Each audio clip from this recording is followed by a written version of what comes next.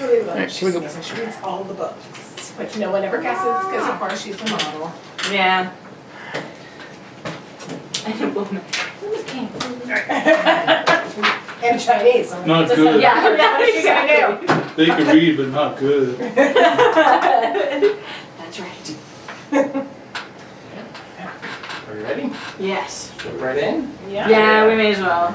We'll do it as quick as we can and then get to the wine and then and then another.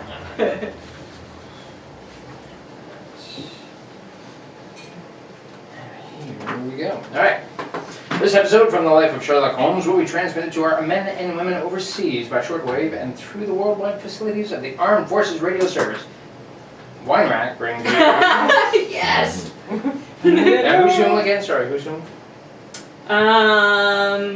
Wait. Sherlock So is... Liz is Sherlock, Sherlock. and Watson, Watson. is Christopher. Christopher is Watson. One first name. Okay. So Liz and Christopher in the new adventures of Sherlock Holmes. You just put the second. Doesn't make any sense. Wine Rack invites you to listen to Dr. Watson tell us another exciting adventure we shared with his old friend, that master detective, Sherlock Holmes. And while you're settling back comfortably in your chair, mind if I tell you something that... No, I'm not going to do it. No, No. none of that. Skip it, skip it, skip it. And wow. At that point, we'll all just take a drink. Yes. And what a gross name for a wine, Petri. Petri, I know. Petri. Well, I don't want to drink that liquor. Coming to a Does it dish come in near a you. dish? Yeah. Okay, so skip all of that. Brought to you by wine. Deem them out. Imagine now for our weekly visit with our good friend and host, Dr. Watson. Good evening, Doctor. Well, good evening, Mr. Bartell. You're a bit late. I've been keeping some dinner hot for you here. Pull up your chair and join me. That's very nice of you. Thanks, Doctor. Are you all set with tonight's story? Yes, my boy. I'm all set, as you call it. As a matter of fact, I was going over my notes on the case just before you arrived. Last week, you hinted that a beautiful girl figured prominently in your adventure. That's quite right, Mr. Bartell. An extremely beautiful girl. In fact, I often used to say to Sherlock Holmes that if I'd been a little younger at the time, I might... Oh, well. You haven't come here to listen to my personal reminiscences. No, go on! You want to hear the story that I call the problem of Thor Bridge. That's what you promised us, Doctor. How did it begin? On a windy morning in October, in 1890 it was, I was dressing. I observed how the last remaining leaves were being whirled away from a solitary plane tree which graced the Plain yard. tree. Plain tree. Was graced the yard behind our Baker Street house. I descended to breakfast, prepared to find my companion in depressed spirits, for, like all great artists, he was easily impressed by his surroundings. But, to my surprise, he was in an unusually gay mood. As I entered the room, he looked up at me and, with a smile, he spoke. Good morning, my dear fellow. I hope you slept well. Splendidly, thanks, Holmes. I'm so glad. Well, you're very solicitous this morning. I think you must have got a new case. Am I right? The faculty of deduction is certainly contagious. Yes, I have a new case. After a month of trivialities and stagnation, the wheels revolve once more. Good. Tell me about it. Well, as yet, there isn't much to tell. Have you ever heard of Neil Gibson? Neil Gibson. Oh, yes. Something to do with the gold mining, has he? A great deal to do with it, my dear fellow. In fact, he's considered the greatest mining magnate in the world. About 5 years ago, he bought a large estate in Hampshire. Perhaps you've read of the tragic death of his wife? Oh, yes, of course. I remember the case now. She was murdered by a jealous governess who was in her employ, wasn't she? That point will be decided when the lady in question, Grace Dunbar, I believe her name is, comes up for trial at the forthcoming Winchester Assizes. In any case, it's hard to see what I can do. In any case, it's hard to see what I can do for my client at this late date. Your client? Oh, yes! I forgot, I hadn't told you. I'm getting into your involved habit of telling a story backwards. You'd better read this letter. Came this morning. Yep, open it Let's have a around. look. Dear Mr. Sherlock Holmes, Miss Dunbar is innocent. I can't see the finest woman in the world go to her death without doing something possible to save her. I shall call you at 10:30 tomorrow morning to discuss the matter. Yours faithfully, Neil Gibson. Good gracious me! There you have it, Watson. That is the gentleman I await. Do you know anything about his dead wife? Only what I've been reading in the papers. Apparently she was past her prime, which is more unfortunate as this Miss Dunbar, who superintended the education of the two young children, is reputed to be a very attractive young lady. Yeah, triangle, eh? Well, where did the murder take place? On Gibson's estate in Hampshire, his wife was found on the grounds nearly half a mile from the manor house, late at night, clad in her dinner dress, with a shawl over her shoulders and a revolver bullet through her brain. Any weapon found near her? No, there were no clues found at the scene of the crime. What made them suspect the governess? Well, in the first place, there was some very incriminating evidence. A revolver with one discharged chamber, the caliber corresponding with the bullet in the dead woman's head, was found on the floor in Miss Dunbar's wardrobe. Oh, was it? Rather damaging evidence, Holmes. So the coroner thought, and to make the case even blacker against Miss Dunbar, the dead woman had a note on her making an appointment at that very spot, and the note was signed by the governess. It seems obvious that the girl's guilty. And the murder's clear. Mr. Gibson would be a great catch for a young girl. Love, fortune, power, all dependent on one life. Possibly, Watson, but circumstantial evidence can be very misleading at times. Ding dong, ding dong. There is the gentleman in question, unless I'm very much mistaken, considerably before his time. Well, I can see him from the window here. Formidable looking fellow. Must be well over 6 foot tall. Ding dong dong. How do you make it louder? I know. Judging by the way he's wrenching at that doorbell, he's a man with a violent temper. Mrs. Husband's opening the door to him now. Meet him on the stairs, will you, old chap? It'll save Mrs. Hudson a journey. Right you are, Holmes. Up here, sir. Are you Mr. Sherlock Holmes? No, indeed. I am his colleague, Dr. Watson. Come along in, won't you?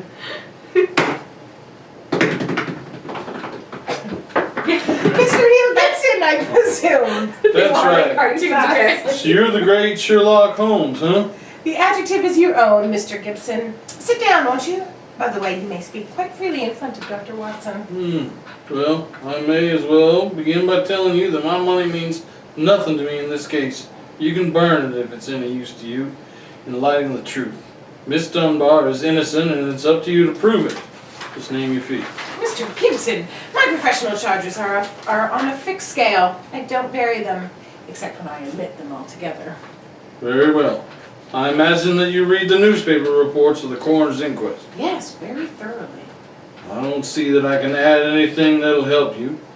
But if there are any questions you'd like to ask, I'll answer. Well, thank you. First, what were the exact relations between you and Miss Dunbar? I suppose you're within your rights in asking such a question, Mr. Holmes. We will agree to suppose so, shall we?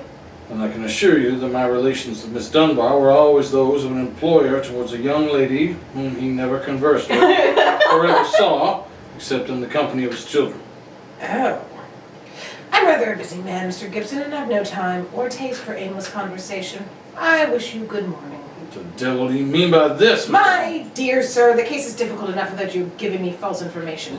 Meaning that I lie, sir? I was trying to express it as delicately as possible, but if you insist on the word, I won't contradict you. Why, you confounded. Don't be noisy, Mr. Gibson. Please, don't be noisy. I find that after breakfast, even the smallest argument is unsettling. I suggest that a stroll in the morning air and a little quiet thought will greatly be to your advantage.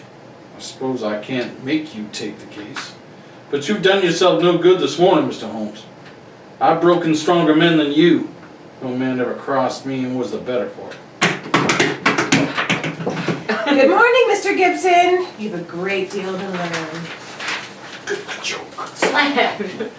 On my soul, Holmes, you are unusually severe with him. Oh. I dislike liars, Watson, and I cannot tolerate arrogance, particularly when it's coupled with great wealth. How did you know about his relations with the governess? I didn't. It was a pure bluff. Bluff! Well, it certainly worked. I think he'll come back. You think he'll come back? Oh, honestly, no. He needs my help too badly. He'll probably change his mind before he's halfway down the stairs. Come in. Mr. Gibson, just saying to Dr. Watson that I was certain you'd be back. Slam. I've been thinking it over, Mr. Holmes. And I feel that perhaps I was hasty in taking your remarks amiss.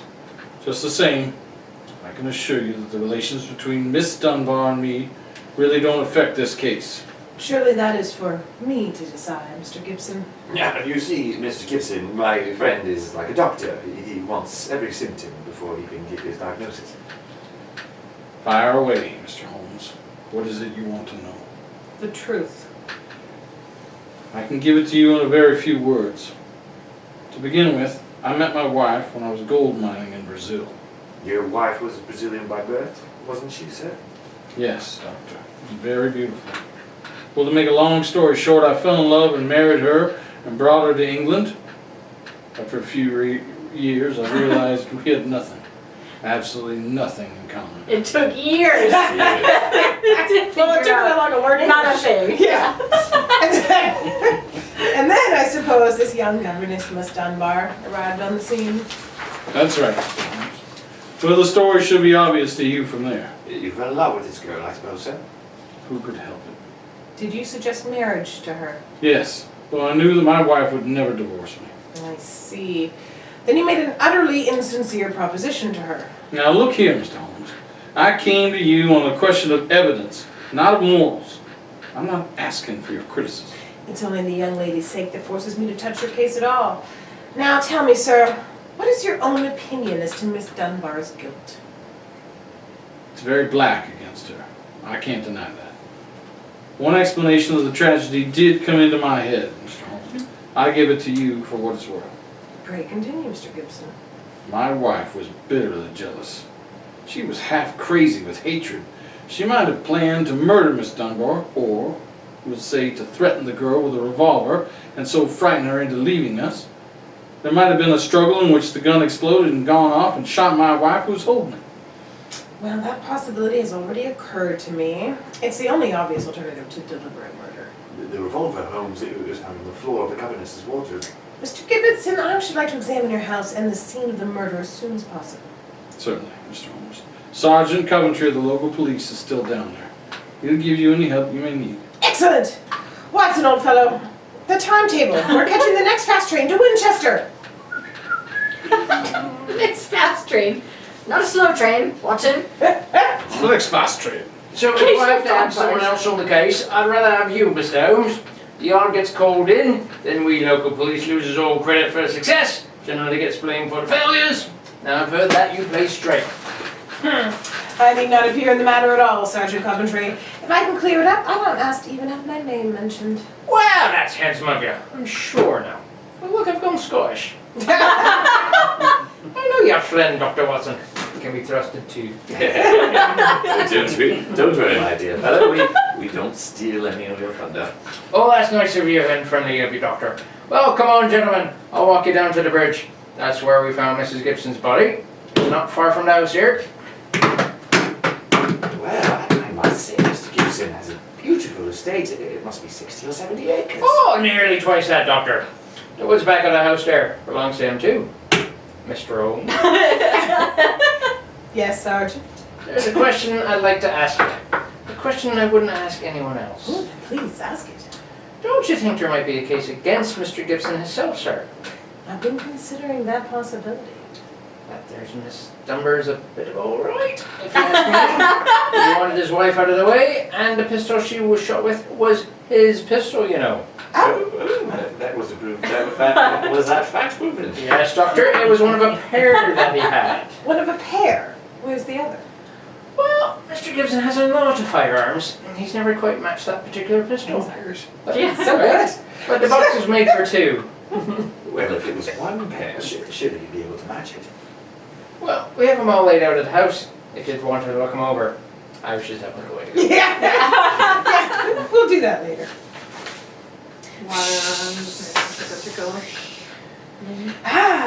This, I presume, is Thor Bridge. That's right, sir. Found Mrs. Gibson's body lying right here at the approach to the bridge. I see. I gather from the newspaper reports that the shot was fired at very close quarters. Yes, sir. Very close. Near the right temple, wasn't it? Just behind it, sir. How did the body lie? Oh, Good yeah, question. not at all. Good question, Holmes. Good question. I think you repeat it. How did the body lie, sir? Oh, on its back, Doctor. No trace of a struggle, no marks, no weapon. The note from Miss Dunbar was clutched in her left hand. clutched, you say? Yeah, sure. We could hardly open our fingers to get at it. Ah, that's of greatest importance. It excludes the idea that anyone could have placed the note there after death in order to furnish a false clue. What did the note say, Sergeant? Well, that's all enough, Doctor. I just said, I'll be at Thor Bridge at 9 o'clock, and it was signed Grace Dunbar. Did Miss Dunbar admit writing it? Oh, yes, sir. What was her explanation? She wouldn't say nothing. Said she was saving her defense for the trial.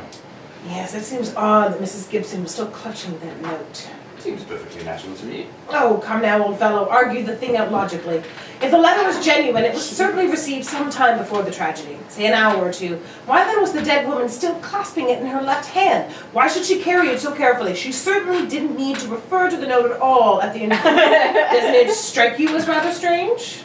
Well, now that you put it that way, it does seem a bit... Hello! Did you notice this, Sergeant? Oh, you mean the chip out of that stone on the other side of the parapet of the bridge, sir? Aye. Yes, I noticed it. Didn't think nothing of it, though. Not a very large chip. Yes, but it's been done recently. Notice how the stonework is white just here.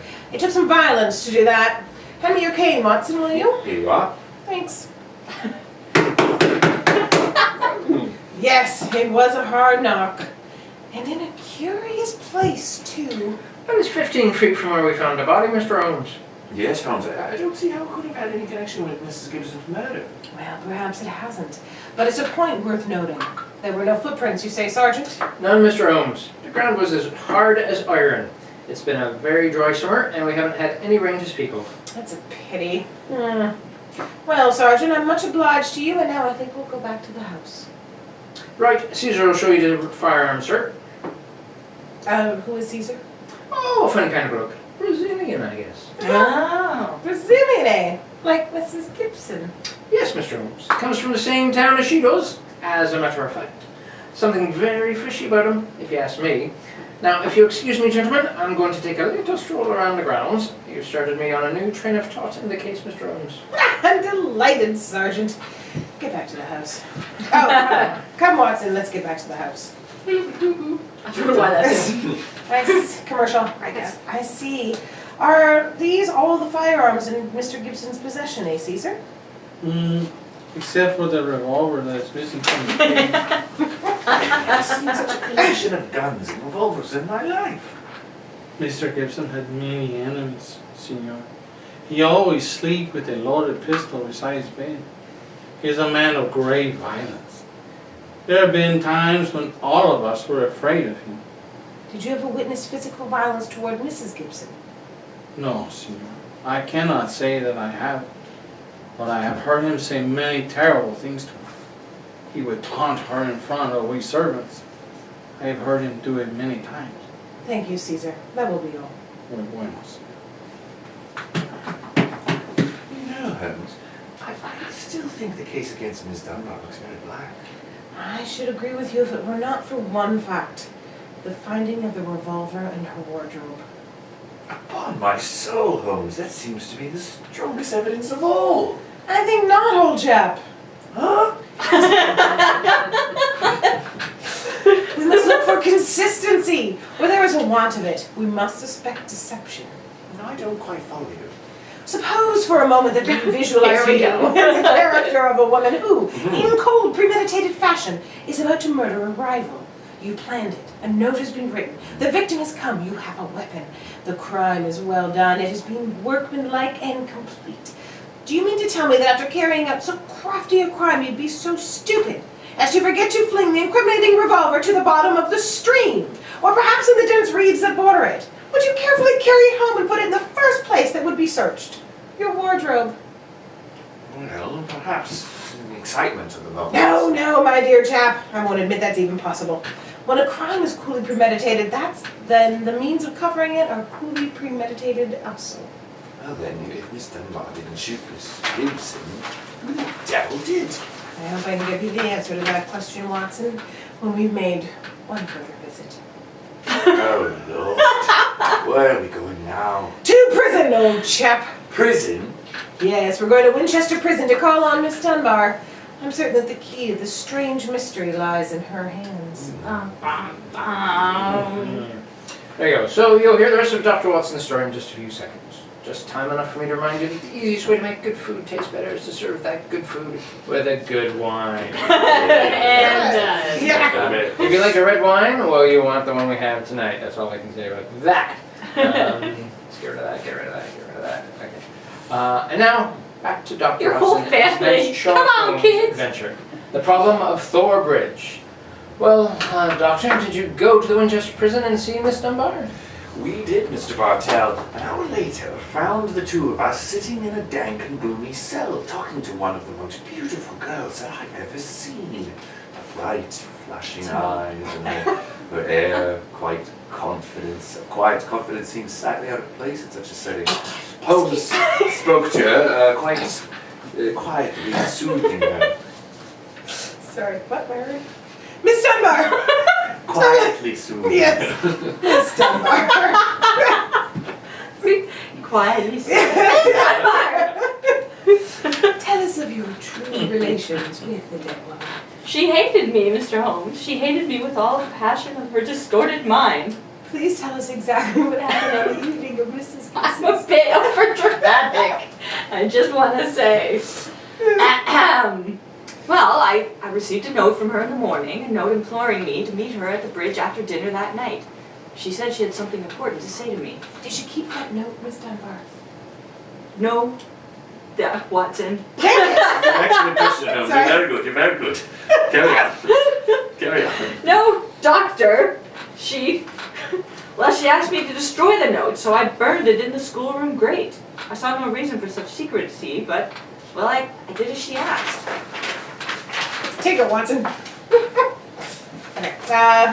And yet Yeah, she you just kept gonna you- swap lines up a yeah. little bit. And yet she kept your reply very carefully. It's interesting. Tell me what happened when you met her that night. When I reached the bridge, she was waiting for me. I won't tell you what she said, but she poured out her whole wild fury in burning, horrible words. Horrible. I did not even answer. I couldn't. It was dreadful even to look at her. She was like an insane woman, standing there screaming disgusting insults I at want to me. play her. I put my head, she's dead. I put my hands to my ears and rushed away. Where was she standing when you left her? Within a few yards of the spot where her body was found later. And yet. I read. Presuming she met her death shortly after you left her, you heard no shot. No, I heard nothing. But I was so upset, Mr. Holmes, that I rushed straight back to my room. Did you leave it again that night? Yes. When the alarm came that Mrs. Gibson was dead, I ran out with the others. Did you see Mr. Gibson? Yes, doctor. He had just returned from the bridge when I saw him. He had sent for the doctor and the police. This pistol that they found in your room, had you ever seen it before? No, Mr. Holmes, I swear it. When was it found, Mrs. Dunbar? Next morning, when the police made their search, it was on the floor of my wardrobe where I keep my shoes. You've no idea how long it had been there. Well, it hadn't been there the morning before, How do you know? because I tidied up the wardrobe that day. As you do. Obviously, yes. Yeah, I see. And someone must have come into your room and placed the pistol there in order to incriminate you. I'm certain of it. That is a great point you just made. When could they have done that? Well, it could have been at mealtime, or when I was in the schoolroom with the children. Yes. Miss Dunbar, in examining the scene of Mrs. Gibson's death, I noticed that a piece of stonework on the underside of the parapet of the bridge had been broken away. Can you suggest any possible explanation for that? Do you know? Oh, sure it is! I know exactly what you're talking about. It must have been a mere coincidence. Oh, surely it must have been a mere coincidence, Mr. Holmes. Possibly. But why should it appear at the very time of the tragedy and at the very place? Could it possibly be that? Why, yes, of course! Idiot! Why didn't I think of it before? Come along, Watson. Where are we going, Holmes? Back to Thor Bridge, old fellow, as fast as we can get there. What have you found out, Mr. Holmes? The answer to this mystery, I hope, my dear young lady. You will get news before the day is out. And meanwhile, take my assurance that the clouds are lifting and that the light of truth is breaking through. Oh my God. Oh, Mr. Holmes, you're soon back here. What have you found out? Tell you in a few moments. You got my message. Yes, here you are, a ball of twine. What you want it for, I can't imagine. You'll soon see, Sergeant. Oh, Watson, I have a recollection that you usually go armed on these excursions of ours. Yes, I'm carrying on my revolver. Why? Oh, give it to me, old chap, will you? Thanks. I believe the revolver may have a very intimate connection with the mystery we're investigating. Oh, you're joking. No, Watson, I'm very serious. We have a test to make. If the test is successful, Miss Dunbar will be free before nightfall, and the test will depend on the conduct of this revolver of yours. Takes out the bullets. Huh. I take the precaution of unloading it. There we are. Now, Sergeant, ball of twine, please. Wish I knew what you was up to, sir. I tie one end of the twine like this to the handle of the revolver. So, Sergeant, see if you can find me a heavy stone, will you? Right you are, sir. Holmes, what are you doing? Trying to reconstruct the killing of Mrs. Gibson. But you've seen me miss the mark before, Watson. I have an instinct for such things, and yet it has sometimes played me false. It seemed a certainty when it first flashed across my mind in Miss Dunbar's cell, but one drawback of an active mind is that you can always conceive alternative explanations which would make our scent a false one. And yet, oh well, we can but try. Here's a nice stone, Mr. Holmes. Thank you, Sergeant. Now, I tie the other end of this twine to a stone. Wait a minute. Like that. Splendid! Oh, Sergeant, will you please take the stone and stretch the twine across the parapet of the bridge there, so that the stone will swing just clear of the water on the other side of the bridge. Right you are, sir. I'll stand on the spot where Mrs. Gibson's body was found. That's it, Sergeant! Over the parapet! All set, Mr. Holmes. The stone's swimming about 8 feet above the water. Splendid! Now, Watson, watch closely. I raise the revolver to my head. Careful, Holmes, careful. Don't worry, old chap, it's not loaded. Now, let us imagine I am the late Mrs. Gibson. I raise the revolver to my head and fire it. Click. Instantly, my fingers release their grip and...